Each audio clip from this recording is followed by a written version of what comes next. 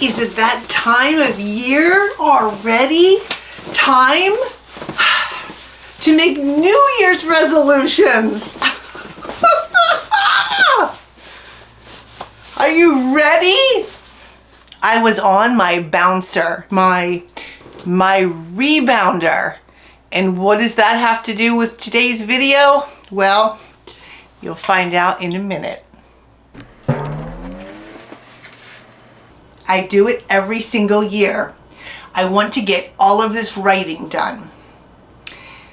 And I make all these resolutions. And there are things I want to accomplish. I have all these plans. You know what they say, right? Man plans, God laughs.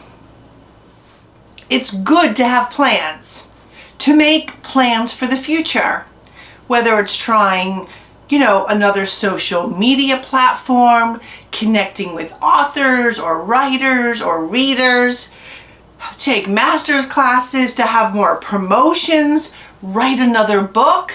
Some of those, all of those, a combination of all of those, plans are good. I also understand that it is important to find balance in our writing life, especially if that writing life has to be shared with the rest of your life. The life you have when you're not writing, working, kids, caretaking, whatever it may be.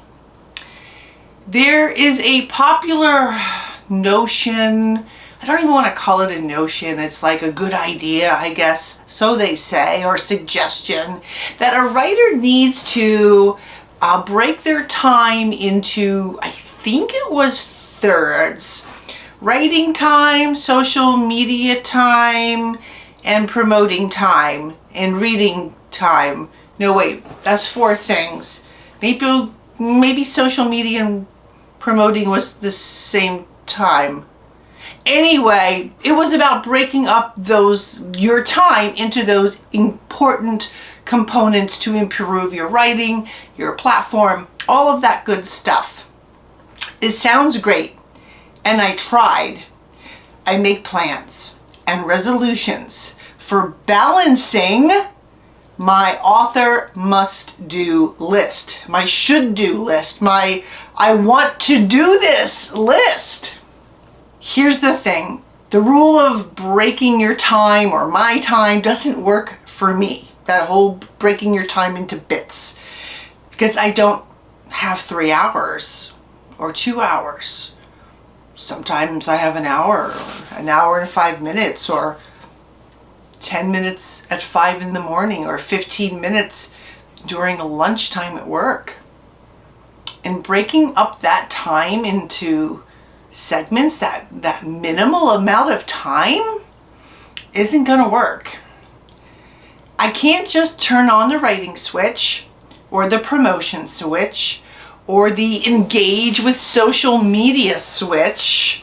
Not if I want to do it well, not if I want to remember what I did 10 minutes ago. And sometimes my brain isn't in the mood or isn't able to engage in those activities. So this is what I discovered. The resolutions, those must-do rules, too many unplanned things get in the way. Life, work, sickness, death, trips to the hospital, chores, duties, tasks, obligations, people. And finding balance, it never works. At least, not for me right now. Maybe you can relate. Maybe my life at the moment just isn't set up for balance. And I think this might apply to many of us, trying to balance writing with the rest of our life. Maybe that balance is the bastion of the lucky few. Those who can shut the door when they get home from work and say, Do not bother me. I can't do that. Things happen. Life happens. And the stuff we're actually supposed to be writing about, life, that all happens. And if one of my kids want to call me or FaceTime me, I'm not going to say no. I pick up. I engage in life. That stuff we're supposed to be writing about authentically, realistically. Finding balance, dividing my writing portion, author portion of my life into nice chunks. Yeah, I've discovered it's not working for me. My ability level doesn't balance well. Some things, like anything techie related, takes me twice as long. And I found that anything that can go wrong will. Balance for me, and maybe for you, is just not achievable. And guess what? I decided that is okay. It's perfectly fine.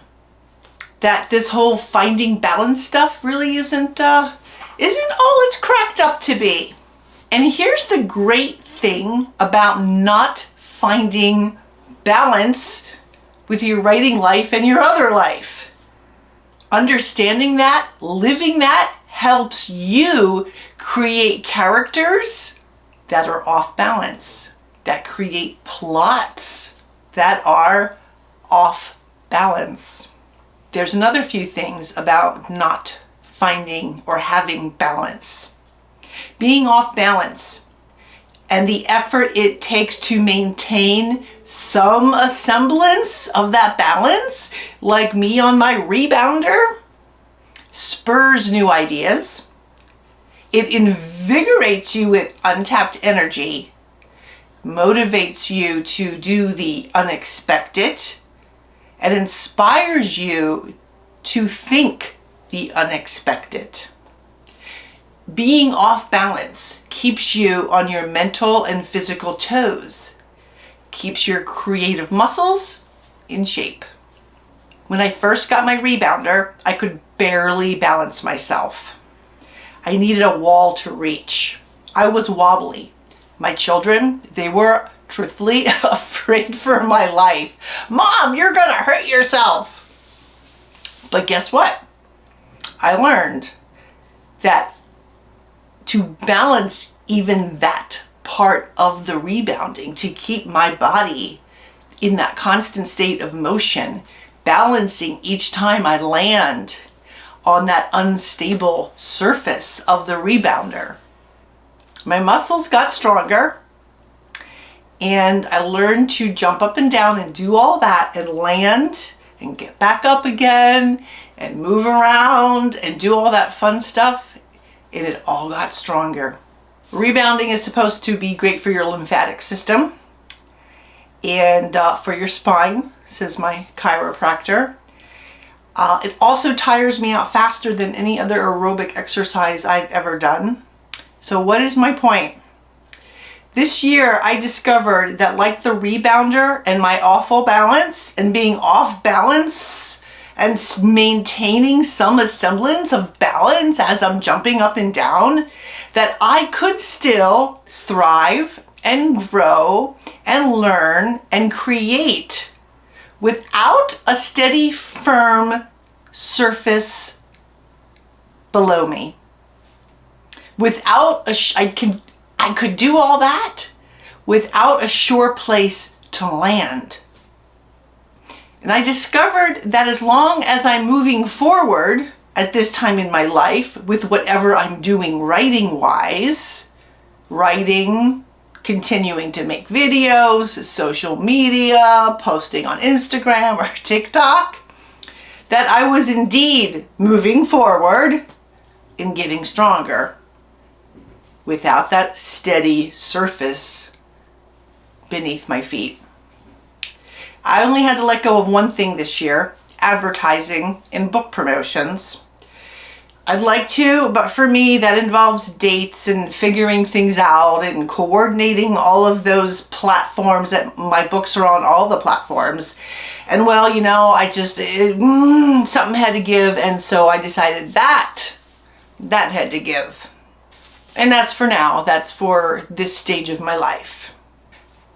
There's a lot of stuff going on that those dreams, that dream of writing for hours and hours and hours, yeah, that's just a dream right now. That's not going to happen, and that's okay.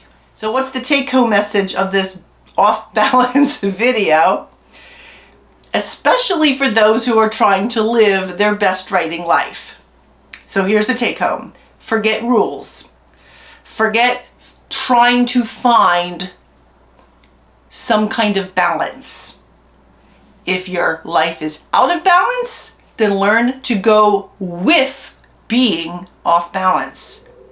And include that feeling, that sense of trying to get your balance, find your balance into your characters and into your plot.